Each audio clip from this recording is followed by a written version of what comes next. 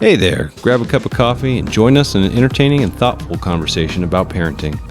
We're tasting new coffee every episode and diving into a deep conversation about the inevitable speed bumps and seasons we'll encounter as we strive to be the most successful parents and spouses we can be.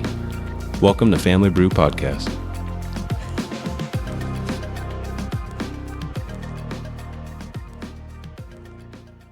Today we are drinking Café de Olla. It's from Costco. What sets that one apart a little bit was in the grounds there is cinnamon and brown sugar actually in the ground. So there are tons of coffee beans out there that are flavored with those two ingredients or one of those ingredients. This one's actually in the ground. So let's do a quick aroma test. I'll start with the control group over here. Okay. And again, we're drinking these out of the Acosa Brew House Vinci collection. Again, you can go to their website at acosabrewhouse.com. Put in the discount code FamilyBrew, you get 25% off any of your orders. And we actually had these before if we were affiliated with that company and had some good things to say about them. So you can go back and listen to that episode if you want to. I could definitely smell cinnamon. Oh, easy. That's like the first thing that hits me was the cinnamon. Oh, wow. It is pretty sweet without the creamer. Yeah.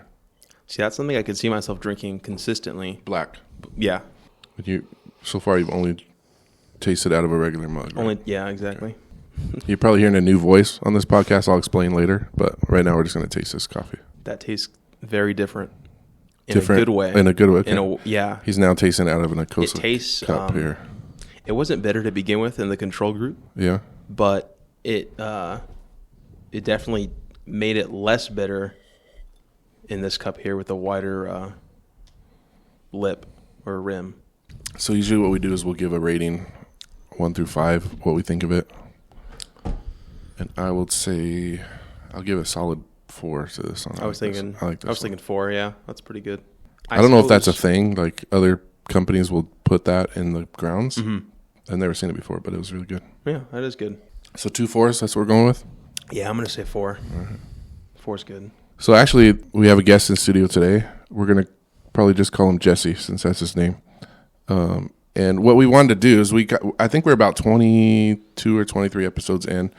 And what we wanted to do before we started bringing on guests was just kind of give people a taste of the show. And then the guests we wanted to bring in. So our normal crew is 2 couples, both Christian, both been married for a long time and been parents for over 10 years, both of us, right? And I didn't want to bring in guests that like had that same perspective because I didn't think it would add anything to the show. So I've been trying to like compile a guest list of people that I thought could like give us a different vantage point because I'm assuming that our audience is probably similar to what makeup we have. Mm-hmm. I don't think there are people without kids searching up a parenting podcast and like listening in. So I didn't want to bring the audience like somebody that looked exactly and sounded exactly like the rest of people on the show. So Jesse are you Gen Z? I don't think so. I think I was born 98. Okay. So I think that I'm a millennial. Is that millennial? Okay. Right. But I think I'm like right on the cusp. Okay. And I don't think you want to be associated with No, not really. Gen Z probably, right? No. I tell Jesse a lot. He's a unicorn. Like he's a little different than most of the people his age. And we'll talk about that in a second. Hey man, I hardly like being considered a millennial either. Yeah, I don't know which one would be the worst to be considered, but and so that's what this will be. This will be a little younger take on stuff, and it'll be a little bit of like, what does Jesse think? Because I'm going to ask you some questions. It might be a little bit more like, what does Jesse see? Because like I said, I think that maybe what you think is not necessarily indicative of what people your age always see, right? And so it might be like, what do you see when you think of your friends and the culture that are your age? But I'm going to throw out some stats real quick. So it is Father's Day. It was Father's Day a couple days ago. I want to talk a little bit about fatherhood a little bit. And I know for you, you're not a father yet, right? So it'll look a little bit like being a son more than being a father. Right. But let me just throw out a couple stats because there's some changes happening with fatherhood. So in 1976, 74% of seniors, these are high school seniors, said they expected to get married, and in 2020, 71% said the same thing. So that hasn't really changed in, what are we at, like 50 years almost. There's about a little over 70% of people think when they leave high school they're going to get married. But over the last 50 years, the marriage rate in the U.S. has dropped by nearly 60%. So something's happening there. We'll talk about what that might be, our thoughts on that. But when people leave high school, a little over 70% of people, these are male and female, think, yeah, I'll probably get married someday. But when it pans out, the marriage rate is plummeting by 60% in that time. So the same number of people are thinking they get married, a whole bunch of less people are getting married. And right now, 2022, it's a Pew Research poll, shows that 51% of the old adult population is married, whereas in 1960, 78% of the country was married. So there's a whole bunch of people, a whole bunch less people married than there used to be. But that's not what we're going to talk about. I just thought that would help us get to where we are going to be. The birth rate in America is plummeting. I don't know if you knew that. I didn't. Did you have any idea? I mean, if you would have asked me, like, what would you it's say? probably not something you're Googling, right? No, like, what's the not birth all the rate in the U.S.? And it's probably not something that comes up like in conversation with friends. But so that's happening. There's a little bit of a COVID bump, right? So it was on this like steady decline. There's a little bit of like a COVID, like 2021, 2022 had a little bit of an increase for obvious reasons. People had more time at home. But still there's a trend that, and they expect to continue in 2023 based on where we're at so far, that it's going to continue to plummet. And that's not just America, that's like worldwide. Really? And so a whole bunch less people are having kids. And then people that are having kids are having less. So the number of kids per family of people that are having kids is like plummeting as well. And I know your parents are doing their best to buck that trend. How many siblings do you have? I always have to count because I forget, but I think it's like... And include the one that's on the way. Right. So what would we have here? So I'll have 7 siblings. So with me, it's 8. Wow. Yeah. I'm from a family of 4. Every time I say that, there's 4 siblings. My wife always says, you're a family of 5 because your mom wasn't now. Mm-hmm. But I'm counting just siblings. There's 4 of us. And that was like relatively, I felt like we were an average sized family when I was growing up. But 7 would have been big in any generation. Do you think that, just based on what you see and people that you talk to, do you think that men are less likely to want to be fathers nowadays? You don't have to include your own opinion if you don't want to. The way I see, what I think people are afraid of commitment nowadays. I think people, and when you're a father, at least I would think, you have to be committed to your child and to the woman that you had that child with. Okay. So I think men nowadays are, I'll preface it with saying men used to be men. What do you mean by that? Or men used to be better at being men than men are nowadays. Okay, and I want you to come back to that. But when you say being men, what do you mean? Having all of the qualities that women look for in a man. Being responsible, showing great resolve in the face of, whatever trouble life might throw at them, financial instability, economies being, are plummeting, housing markets being tossed in the air. Mm-hmm. So just things like more masculine traits? Yeah, more masculine traits. So like leading the family, leader, exactly. Providing, protecting. Right. And I feel like a lot of men nowadays have lost sight of what they should be. And I don't know if that was because they didn't grow up with good father figures, or if it's like if it's been generation after generation and we've lost sight of that kind of stuff, straying away from traditional values, things like that. So would you say, okay, so it sounds like you're saying there are less of those kind of men, right? For sure, yeah. Why do you think that's happened? Do you think that those traits are being less valued by culture? Like, do you think... are people going, I don't want to be that? Like, or is it just naturally happening because they didn't see an example of it? Or what do you think is causing that? Usually I think it's a multifaceted sort of problem. Okay. And I think a big problem is that men aren't teaching these things to their children anymore, to their sons, really. Right. So how are these sons supposed to grow up knowing these traits if they're not being taught properly? Right. So it really comes down to parenting when it comes to raising good men. And you said earlier you think that that's what women are looking for. That's what that's what women are looking for in a man. Okay.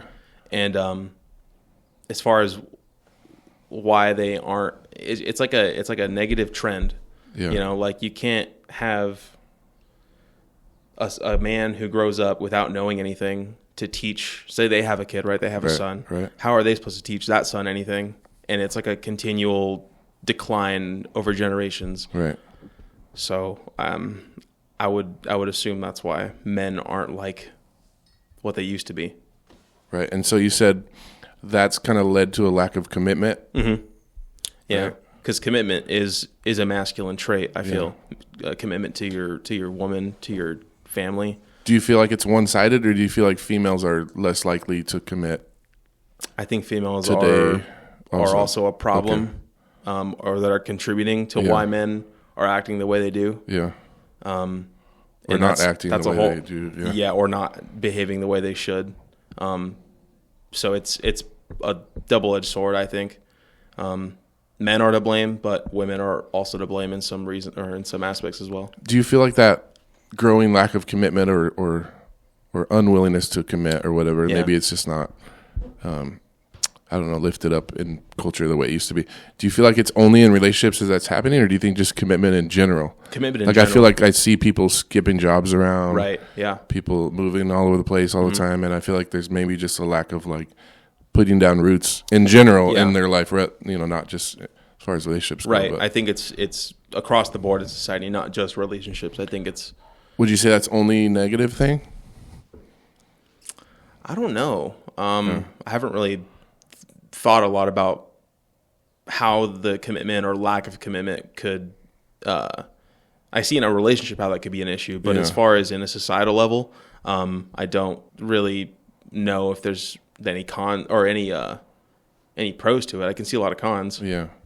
I almost feel like when I talk to young people, like everybody, there's a lot of people that have like a sort of like a, what do they call that? Like a, when people get married and there's like a prenuptial, right? Yeah. I feel like even the people that don't even go through that kind of contractual thing, there's kind of like this mentality where they're like, I'm not going to put everything in because I got to prepare for when this thing falls apart, for when this thing, goes south. Yeah. And there's sort of like it's risky, right? To go all in. For sure. In anything.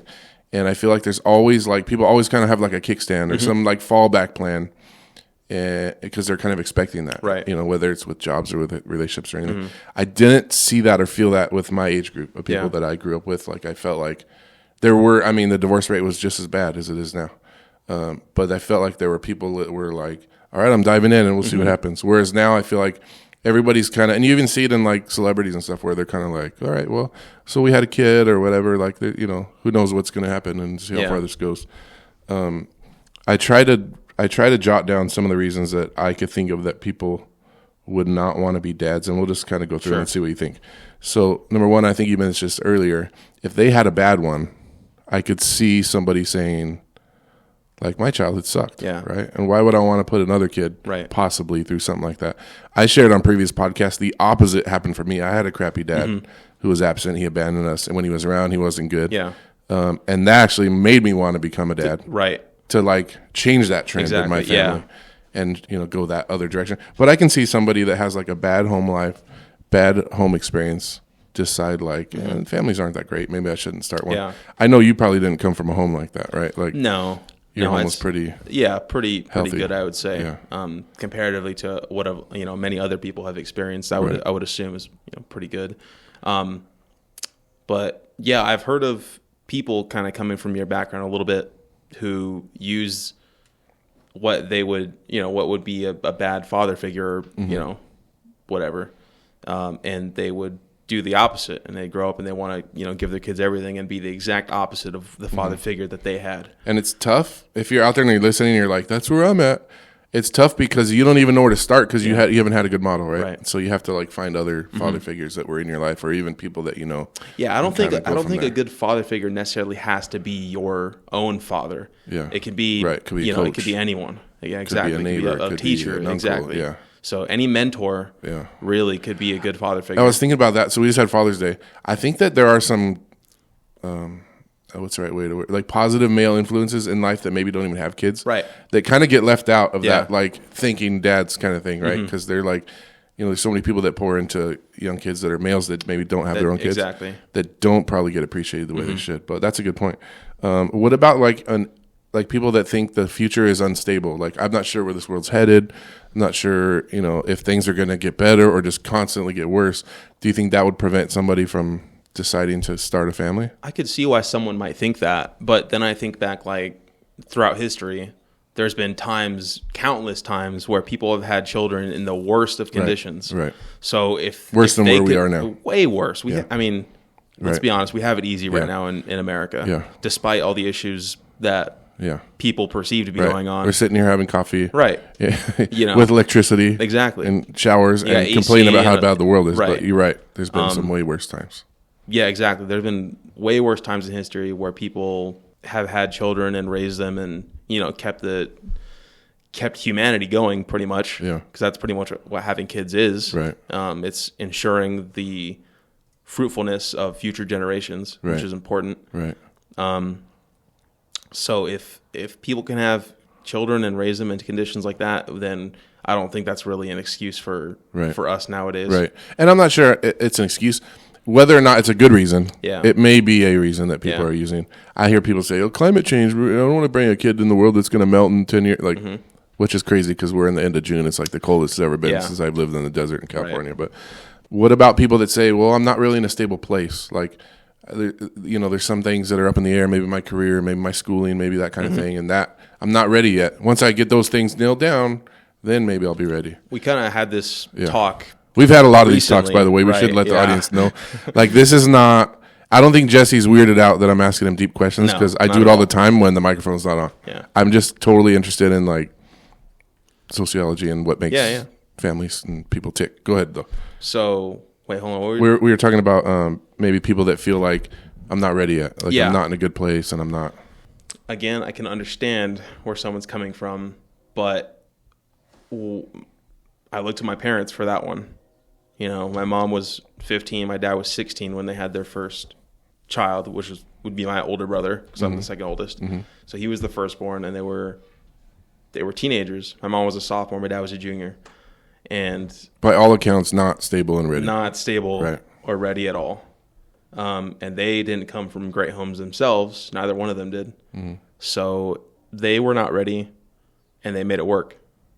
They developed over many years a loving family. I love my parents to death, and I'm still close with all my brothers, all my sisters. So I don't know if there's ever really a time to be ready, to start a family. That's a good point. I'm going to ask you that question later, too. So what about people that, like, they feel like they have it in their mind, like, I'm going to chase a career first. Like I have this goal or this career place I want to get to. And once I get there, like, then I'll be ready to provide. A lot of people, especially guys, if we're talking about guys, I think guys feel like it's on their shoulders to provide, right? Not that they have to be the only breadwinner in the family, but a lot of times they feel like, and maybe they don't anymore. Maybe we were talking about earlier, like those kind of masculine traits. I think that's maybe they traditional. don't anymore. Right. But I know that I did, and I know that some people do feel like I have to get to a point where, because, like, if the family eats, it's on me, right? Yeah, like, yeah. And so I have to get to a point career-wise before I would consider a family, at least, to feel like I could provide for them. Do you think that is there a little bit of that going on? Do you think? Of course, yeah. I think especially in men, Yeah. or if we're talking about men in general, I feel like that's definitely a consideration. You have to be able to provide for your child. Yeah. But I don't think it's like the end all be all. Yeah. Like, so you have a child before you get to that. Right. What if you never get to that point in your career? And What if you put it off never for get too there, or long? you get there when you're 50? Right. Then And you've by missed that point, some you're good not years. you're going to miss out on a lot of that time you could Yeah, have you're going to spent sleep with through your half of the job. Exactly. Yeah. You're going to nap through it. So I do think that happens. I also think that there was and it was partly maybe the feminist push too, but there was a push for women to get into the career force, right? Workforce, and I think some of that pushed back, at least age-wise, starting families later because, like, I got to wait till I establish my career. And I'm not saying that's good or bad. I'm just saying I think that was part of, like, why people would either not have kids or have them late. Yeah, I could see that as well. And then we should talk about the elephant in the room. Terminated pregnancies is a thing, right? And it's pretty accessible and pretty easy nowadays. Unfortunately. And so, unfortunately. And without, I mean, we could do a whole podcast episode on that, and we have. But that, we have to mention that as far as, like, people not having as many kids, right? Yeah. So, because people do have that option to be like, oh, I'm not ready, so let's end it, right? Yeah. And so that's part of it. I'm not sure if that's led to the decline in kids being had, but the number of those procedures happen every year is like happening exponentially. Right. So what's not happening is people aren't having less sex. That's not the problem. No, it doesn't that's sound definitely like not it. when you look at some of the numbers. Yeah. So what do you put into your thought process on whether or not you decide you want to have kids? Or have you even thought about it? I've thought about it. I think for me, I'm not in a super big rush just because I feel like I've kind of got a little bit of the experience. Yeah. Having Being so many older siblings. brother. Yeah. Yeah. So I have 6 younger siblings, that I've sort of inadvertently raised. I mean, I didn't have all the responsibility, obviously. Right. I didn't have to financially provide for these kids, but I was somewhat of a mentor. I taught them to think some things that I knew. I played with them, hung out with them, let them into my life. And so I feel like some of that I don't really think it's taken away from my desire to have a kid. I think it'd be nice to sort of have a child of my own to sort of mold in a way and kind of let them figure things out as well. But, and pass things on. But it's, it's sort of a tough question. There's no timetable on it is what you're saying, right? There's no like timer counting down. No. Right. And I kind of live in a very sort of, I don't worry about a whole lot of stuff as far as time periods or when I have to be, I want my career to be here at this point in time in my life, and I want to be married at age 29. Maybe I should be. I don't know if that's the right way to live, but I'm just doing what I feel is best and makes sense. I think that's and I don't mean this to be offensive in any way. Yeah. I think that's more of a girl thing. Yeah. I think there are girls that have like a calculator in their Right. mind.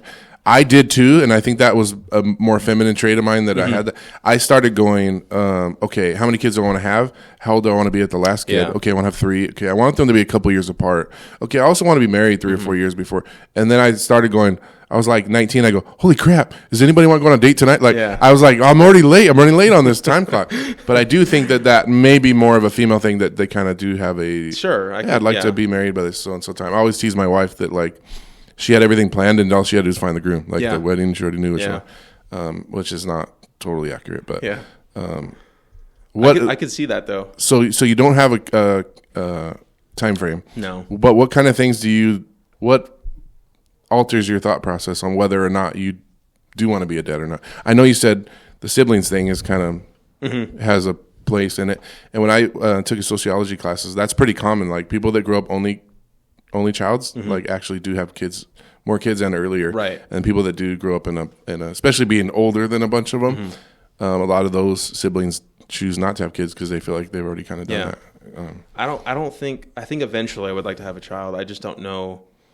I'm not planning it. It's Right. just whenever it comes along, and if it comes along, then it does, and I'll handle it when it. Yeah. Or I'll cross that bridge when I get there. Yeah. And sorry, I don't want this to be like, dang, I'm like, Yeah. like, so, do you think, okay, so you said you had a relatively strong childhood and healthy family. Do you feel like that influenced you at all, one way or the other? Like, because you've seen what family looks like, or not really? Yeah, I do. When I'm reminded of it when on Christmas morning when all the kids are waking up and everyone's laughing and it's cheerful. The love and the happiness that you feel, the at peace, is a feeling that I feel like you can't really replicate or get anywhere else. You have to build a family. Yeah. And I say build intentionally. You have to build a family in order to sort of to appreciate and eventually earn that that love or that happiness. It's nice. So I thought of 2 things when you said that. The first thing is that's the first thing you brought up. Christmas is the first thing I think of when I think of people that don't have kids. Right. I think how sad Christmas must be. Now, if they have a wife and stuff, that's cool, right? But it's still something about seeing the joy of like kids opening something that's like a little different. The other thing I thought of is you said you can't replicate that, right? You can't Do you think what things are in society out there right now that people do try to shove in that to try to replicate Material. that? Yeah. Material is the first thing that comes to my mind. Collecting stuff. Exactly. They try and fill the void of lacking children or lacking that love and that familial sort of bond with material. Because at one point they might have thought like, hey, I don't really want kids or need kids. Right. I can have everything to myself. But what's the point of having everything in the world if you have no one to share it with? Right. And I'm going to share something again that I've shared in the previous podcast. But I immediately think of it like this. Okay, who are all the people I know that have a really nice car? Okay, none of them have kids, right? Yeah. And that's how I think of it as a parent. And every parent listening is going, yeah, because they can afford it and we can't, right? But there's more than that. Yeah. I think there is something to be said about people that like collect material stuff. So I shared this. I know I shared this on a previous podcast, and I'll share it briefly so you can react to it. But I read a book one time that was written by a hospice nurse. I may have told you this before. I don't think you did. And I don't even remember the name of it. I know it was a male nurse. And one chapter he devoted to just talking about the conversations he had with his patients. Obviously, as a hospice nurse, anybody that's listening doesn't know what that is. You lose every patient. Every one of them is terminal, right? And he talked about that he would have all these conversations with all these patients, but the last 2 days before these people would die, and it's weird how, I don't want to get too medical here, but there's like stages that people go through, and you could almost like calculate, okay, tomorrow they're going to have this symptom, then there's this symptom, and then they're dead. And they doing it so much they can see all those stages, and they know exactly what's going to happen when. But the last 2 days before somebody dies, he was saying how he would notice that they all started talking about relationships with people and not stuff. So earlier on, they were like, well, I've been collecting this for years, and I have 2 yachts, and but when it came down to where they felt like they didn't have much time left, none of that stuff seemed to matter. And they were all talking about, I wish I had made up with my son that I'm estranged with. I wish I had, I could say goodbye to my wife. It all came down to relationships at the very end. Right. And I thought that was so deep that, like, when you boil it all down, like, stuff doesn't mean nothing. Nope. Like, you can't take it with you, and it doesn't mean anything. So you mentioned this earlier, and I thought I'd ask it. So when do you think people are ready to be dads? You don't even have to answer for you. Question. How do people know when they're ready? Or are they ever ready? I don't think so. I don't think there ever is a definitive point in someone's life where they say, I'm completely ready to be a father. Yeah. And even if someone does think that, I think they're wrong. Yeah, I agree. I think there's going to be challenges I agree. in the whole raising of a child from every stage that you're not going to be ready for, and you're going to have to figure it out. Right. So there are people that would say, I'm ready, and they're not. Right. And there are people that would say, I wasn't ready, and they're right. And you don't have to be. Yeah. Yeah. And I think the person who knows they're not ready is going to have an easier time coming up or, figuring things out because, well, being overconfident, something like that, I don't think is very smart. So yeah, I don't think there is a time where you say I'm completely and definitively ready to be a father. And I don't know where parents get the idea, it's wrong if they have it, that where they feel like I can't be flawed or I can't mess up or I can't falter or I can't fail as a parent. Like, I think kids are gracious enough to realize that you're not perfect. And there are so many times I've had to tell my kids, I'm sorry that happened or I did that or I messed that up or whatever. And I don't think the kids are that upset about that. I think the fact that there's like a parent there trying matters way more than how successful you feel like you are when you try to like rate yourself. Yeah. But I think people that are like, oh, I won't be a good one, like, you don't have to be. Yeah. No one in the history of humanity has ever been perfect. And care, and that's way more than what most people do nowadays. Right. So our culture values, we'll just talk about fathers. We can talk about mothers in another episode, but we don't have any moms here. But it seems like the culture values fathers like less than ever. I do think there was a push when there was a whole bunch of underappreciated moms and housewives and wives that were not appreciated. And I think there was a push and a shift in culture to try to fix that. Yeah. And I think part of that's been successful and part of it's not. There probably are still some underappreciated women out there. But sorry, I don't want to interrupt, but some of that has been at the expense of men and their impact on families. Okay, so let's unpack that. Because we're getting there. Kind of I have it written here. Yeah. So what do you mean? Like, what do you mean at the expense of? So I think men. You hear the term toxic masculinity all the time. Yeah. It's like a buzzword for not only feminists, but it's becoming like in masses. I don't believe in that at all. I don't think there is such thing as toxic masculinity. You don't believe there is or ever was? I don't think there is or ever was. Okay.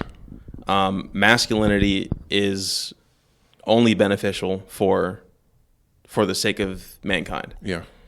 Men have been the driving force behind humanity for as long as, we've been around. But that term has been coined. We probably need both, right? We probably need men and women. For sure. But to say we don't need men is what you're getting at. Exactly. Like, it's not. And you mainly hear that from feminists who try and put down the role that men have, and that is to be masculine. Feminine or females should not want a feminine man, or it just doesn't make sense. We each have roles, right, and shoes to fill. A female's job, is just as important as a man's job, but in a different way.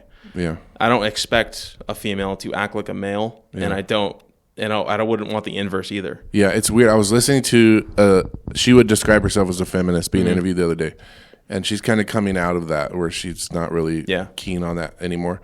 And I think it had some good intentions. The feminist movement, I think, started with some good motives, and there was some big positives that came out of that. Yeah. But she was saying how there was such a movement to raise kids and boys specifically that were more sensitive, right? They could get more in touch with the sensitive side.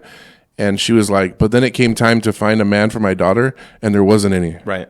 And she was like, she just like a light bulb went off where she was like, oh, wow. Like we've had like 2 or 3 generations of raising, sensitive boys. Right. But then she wanted a man for her daughter to marry, and then there wasn't any. Yep. And I thought that was like so interesting. I'm like, oh man, is. like, but it makes complete sense. Like when you're raising a boy, I think it's important to teach him compassion, for sure, for others. Sure. Yeah. But you want to place a strong emphasis also on what morals, what values do you want to instill in a man? Right. And you sort of start teaching that at a very young age. Like, it's okay to cry when the fish gets away. Yeah. It's when you, I'm just kidding. No, yeah, for sure. You definitely want well-rounded kids. But right. But I think the sensitive stuff you can teach later. Yeah. I don't have any children, so it's very hard, but this is the way I would do it if I had children. Yeah. Is I would teach my son to be a man first. Yeah. And part of being a man, there are some things that you can be, I don't want to say sensitive, but you can have feelings. For sure. It's just, you want to teach them how to be what a man should be. Right. First. And when you say that, you're not saying how to dominate women, right? No. You're saying masculine. Exactly. Masculine. Traits. That masculine does not mean. It's funny because you have parents that are like, I won't let my son play with guns. Yeah. Like, you put him in the backyard with a stick, and he's going to make a gun. Make it into a gun. Like, he's going to make a dagger, and he's going to pretend to stab his sister. Right. Like, I've seen it happen. Yeah. So it's just so funny that there are some things that are just, like, innate in males, and we try to, like, or some people try to, like, I don't know, like, change it or mask raise that out of them. Right. And I'm sure there are some masculine traits, if you get too aggressive, can become problematic, but that's not what we're talking about. Right. But that's, it also comes down to parenting and sort of controlling it, reeling it in when it gets out of hand. Because, boys are naturally aggressive, more of Their an bodies athletic are built type. different. Yes, exactly. Yeah. You have different hormones, especially in developing, kids where they're starting to reach that age of puberty. Right. So now we're going off on a tangent. Right. And there are things that females are born with and good at that men aren't, and we need females in the world. So we were talking about culture valuing fathers less than they used to. Some would say, as long as you have a mom, the kid will be all right. Right. And we did a whole podcast about gender roles and how you need both. Right. Like, I think single parents are rock stars. They're doing their best. I was raised by one. However, having said that, there were some things my mom couldn't be for me. Right. And there would have been some things if I had a single dad, he couldn't be for me, and I would have needed a mom. Some would even say 2 moms are just as good as a mom and a dad. There's a whole, your nostrils just flared. There's a whole subset of culture that'd be like, hey, I would be fine too. So how valuable is a good father then, do you think? A good father is vital in the development of children in general, but specifically for sons, it's vital. It might be the most important thing that a boy needs to grow up to be a good man and or father.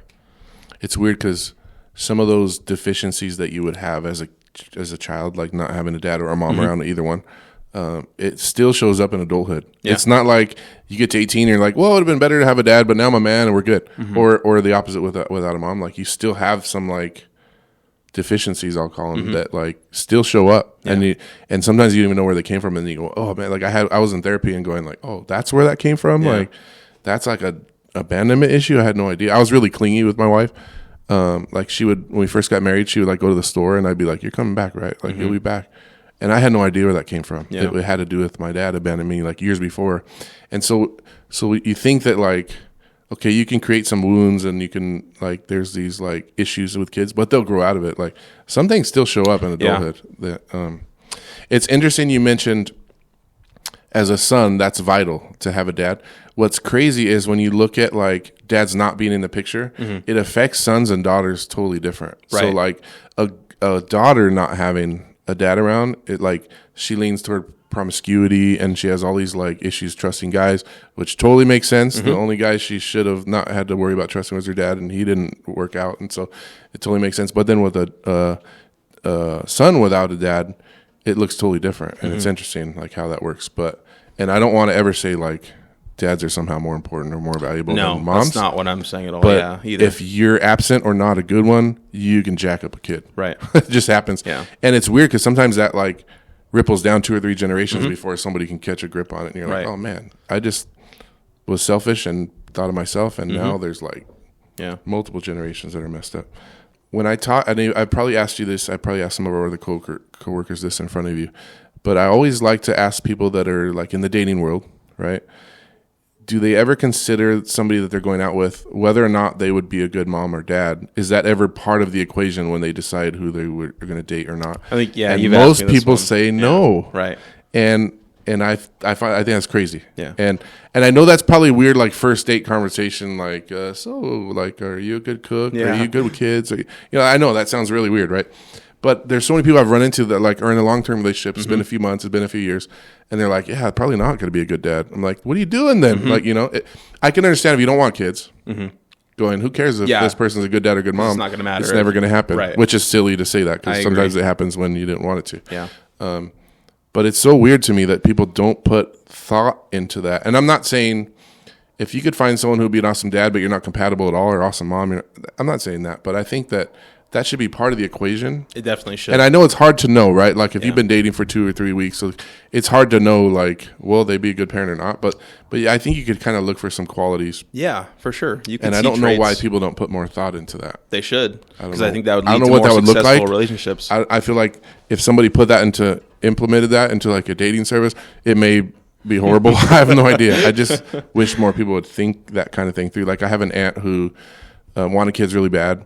It turned out her and her husband were infertile, and he didn't want to adopt. And it would have been so cool had they like been able to talk that through ahead of time. I don't know that she would have married someone else. Maybe she was like, "This is the guy, no matter what." Yeah. But it would have been nice to have that conversation ahead of time, right? To know, like, hey, how do you feel about adoption? Or especially how do you feel about having kids? A big proponent on starting a family. That would have been. So it turned out she had to sacrifice, and they never had kids. Yeah. But, so how about social media for really quick? We'll probably end with a few minutes of this. But oh boy, this ought to be a good question. How do you think social media has affected families? I think it has desire to start families largely been negative. I'm not a big fan of social media. How much do you partake in? Like, how active are you in? Not much. Okay. I use it primarily to keep in touch with my primary friend group, but that's about it. Which is the positive part of it for you, right? Which is the only positive part, in my opinion. I think it's caused a lot of issues as far as leading people to want to live and think in a way, or think, and act in a way that is not helpful in the starting of families. Do you feel like people are genuine on social media? Heck no. No, not in the slightest. Yeah. Everyone always puts their best foot forward on social media, and that's all you ever see. Right. So all you ever have to see is you're going to compare your own life to someone's social media account. You're going to think, oh, where am I at my life? And obviously you know yourself, all your, dirty little secrets, all your skeletons in the closet. all the things that you're not good at, all the things that you wish you could do or be better at, and you're going to compare it to what seems like the perfect life on this person's they got social a Porsche media. they're in Hawaii. What's going on? Right. So, and it just leads you to think, oh, maybe I'm not ready yet to be a father, or I don't have this, so maybe I'm not financially stable yet, or this guy seems really happy, I'm not at this moment in my life, and you start to, it really plays on your mind and your emotions, and that has a big effect on, it has a big effect on whether you think that you're good enough. Right. And same thing happens for women. For girls who are very impressionable. Yeah. You see, models who are getting paid to post pictures or, that which are probably aren't edited pictures, exactly, right? Yeah. that are completely edited, yeah. or they've had some sort of surgery, and these young girls who are impressionable are seeing this and are influenced adequate. by this, and they feel like they're less than or they're not good enough. Right. So I wholeheartedly believe that social media is a cancer on society. Mm-hmm. Yeah, and you could probably link it to a lot of other negative things other than just the degradation of the family. Mm-hmm. It's weird because people always say about social media that it made the world so small. Like you could connect with people like across the country like in seconds, and I feel like it's just the opposite. Like I feel like people say we're more connected than ever, but I feel like as far as relationships go, people are like more disconnected than ever. Like there's a fake connection, right? And it's like as far as like having deep relationships with each other, some people can't even do it in the same room. Right. They'll be like, I'll text you, you sit over there, and I'll text you from here. And I feel like people are probably more lonely than ever, even though they're more connected than ever. Quote unquote. But the sad part, I feel like, is I don't think they know what they're experiencing. I don't think they know that that's loneliness because they feel like, what are you talking about? I have 1,000 followers and I just talked to 10 of them today. And I don't think they understand that, like, what they're feeling. Like the suicide rate is off the chart. Right. I don't think they know that that's loneliness what they're experiencing because they feel like, how can I be lonely when I have so many friends and followers? And yeah, completely. And that's another thing is we went to dinner the other day. We went to Rusty Bowl over there, and right when we walk in, I immediately noticed just everyone sitting at the table on their phone. Like you have someone sitting across from you, and you're on your phone doing God knows what, not interacting with the person that's sitting right in front of you. You could be having a genuine human connection with someone that's sitting right across from you, and instead your nose is in your phone. And I think it was really sad. It is. It's funny because it's not even funny, but it was funny that today my wife and I have decided this summer we're going to try to limit screen time for our kids, right? And they were like not happy about that. Right. We said, okay, from 3 to 5 or 3 to 6 every day. And they were like, what am I going to do until 3? Like, we're like, you're going to have to go outside. You have to play. You have to read books, right? But it's funny because I immediately was like, started searching on my screen how to help kids limit screen time. I'm like, dude, this is so ironic right now. Like, they're like, Dad, you want to play? No, I'm trying to figure out how to get you guys less screen time. But I've heard of restaurants where you go in, there's like a basket on the table. Yeah. Everybody puts their phone in. The first person to grab their phone pays the bill.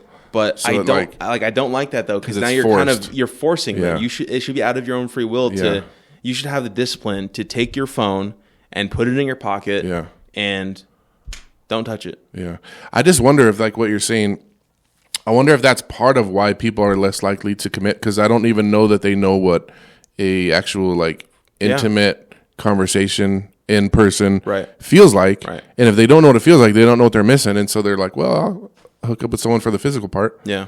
But I don't know what I'm missing as far as the like conversation and relationship because I've never had that. They've never experienced it. Sad, so actually. It's very sad. Yeah. And I don't know how we're supposed to recover from something like that. That's what we're going to talk about. Yeah. Normally, I'm a glass half full guy. I'm an optimist, and that's kind of ironic because you don't want to feel Icosa Brewhouse, by the way, higher than half full, so you can still swirl.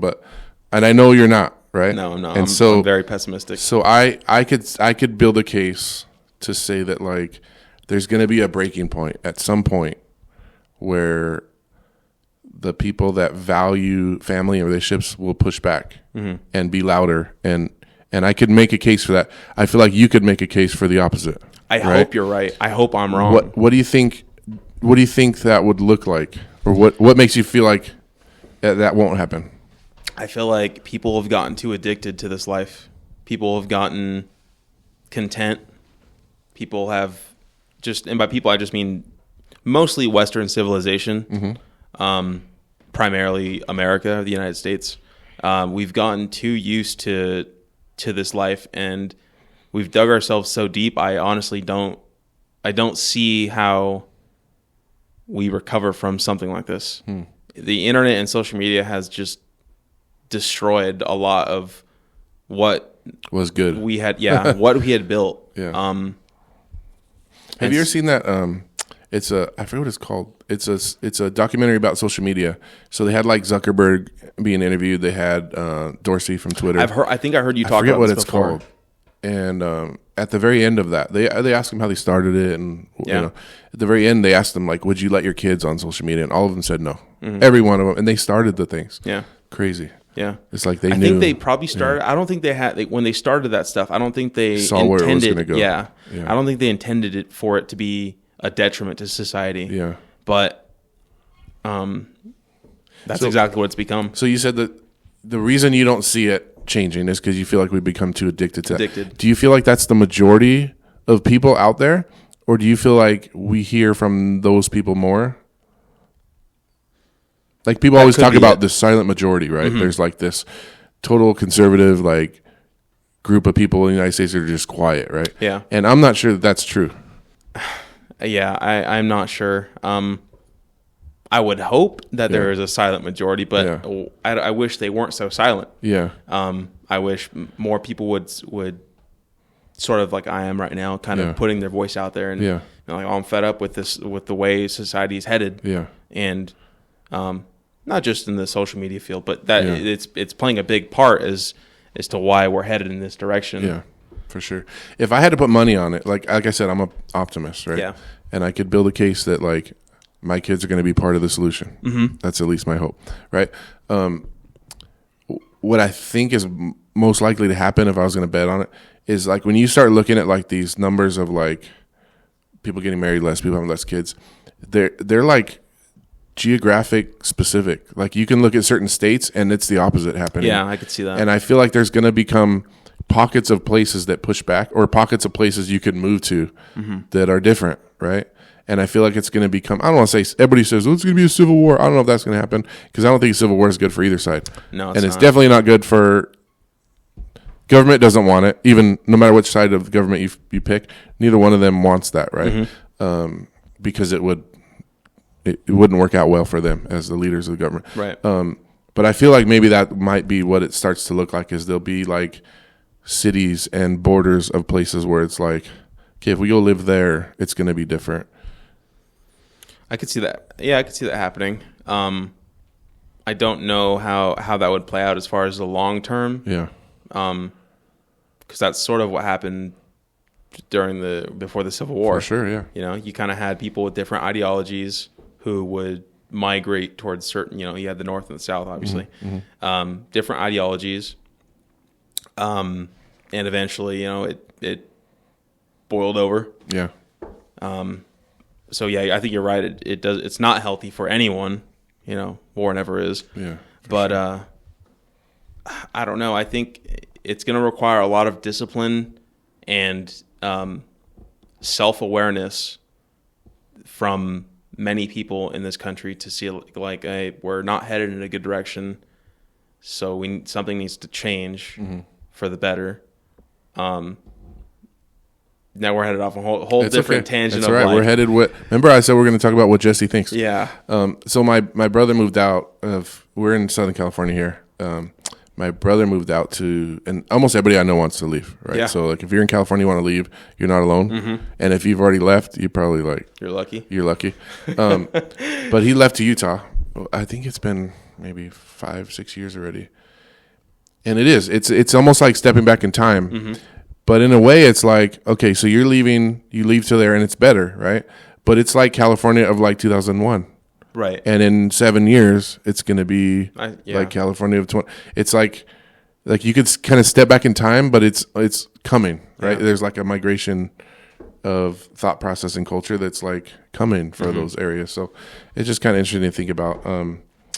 If there was going to be a breaking point, what do you think it would take from people?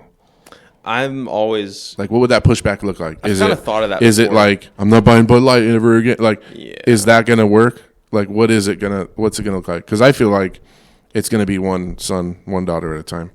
And I know that's like some people are listening and going like, okay, dude, you're in denial. I agree. I think, again, it's a multifaceted thing. Yeah. But I think history has shown that it's usually through times of tragedy and just hopelessness that people tend to come together. Mm-hmm. And unfortunately, it seems like that's how it is. Mm-hmm.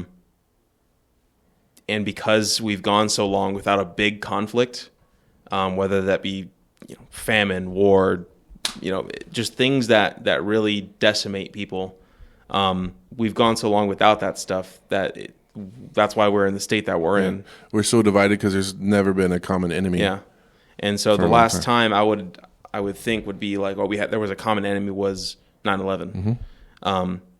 And I was still a baby at that point, and I was probably 3 or 4 years old. Mm-hmm. But every person I've talked to about that, that tragedy when that happened, who was mm-hmm. old enough to remember it, has said like, there was never a time that they could remember in their lifetime where they felt so united. Yeah. Right.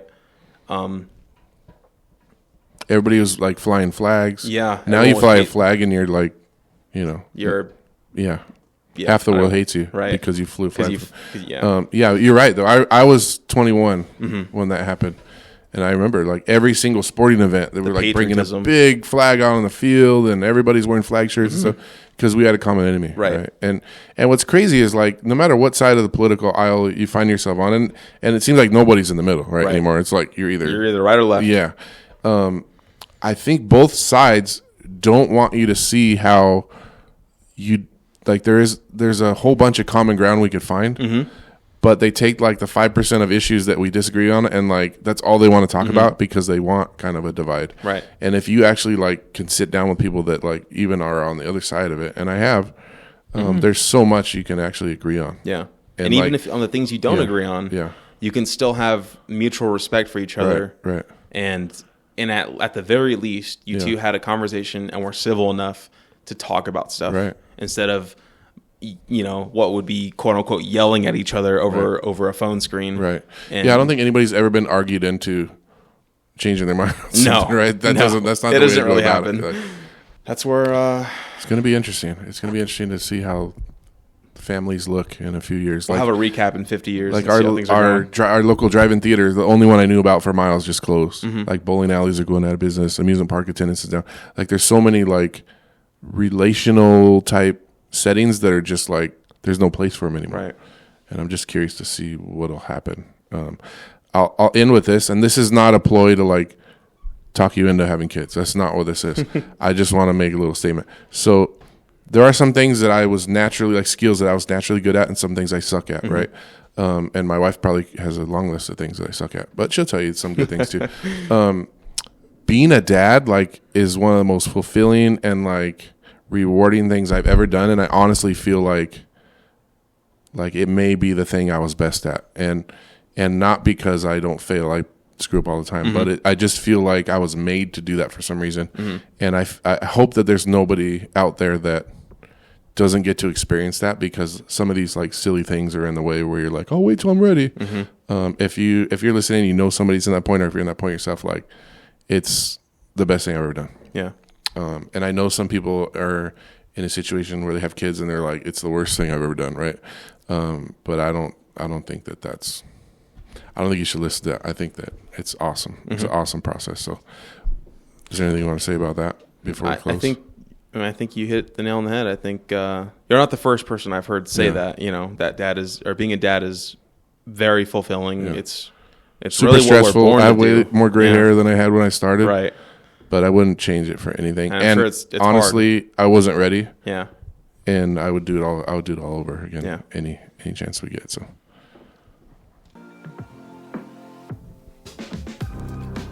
Thank you for listening to the Family Brew Podcast. Where can they find us at?